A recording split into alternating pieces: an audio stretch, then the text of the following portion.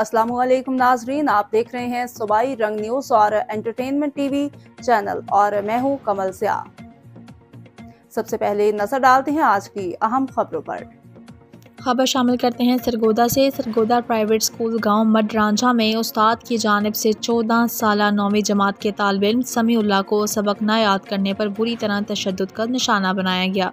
सरगोदा मडरांझा की हदूद में 9वीं जमात का तालिब इल्म रांझा नामी प्राइवेट स्कूल में पढ़ता था और हॉस्टल में रहता था। गुज़श्ता रोज़ पहले टीचर फ़हद ने बच्चे को सबक न याद करने पर बुरी तरह तशद्दुद किया। डंडों के वार से इसकी दोनों टांगें टूट गईं और कमर की हड्डी पर भी चोट आई, जिस पर फौरी तौर पर DHQ अस्पताल लाया गया और मेडिकल किया गया। बच्चे को अलाइड अस्पताल फैसलाबाद रेफ़र कर दिया गया, जहां बच्चा ज़ख्मों की ताब न लाते हुए दम तोड़ गया। इस वाक़े का RPO सरगोदा शारिक कमाल सदीकी ने फौरी नोटिस बच्चे की मुबैना तशद्दुद से जाँ बहक होने की रिपोर्ट तलब कर ली।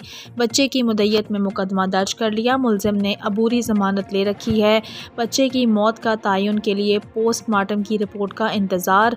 RPO सरगोदा ने कहा कि तमाम पहलुओं को मद्देनज़र रखते हुए तफ्तीश की जा रही है।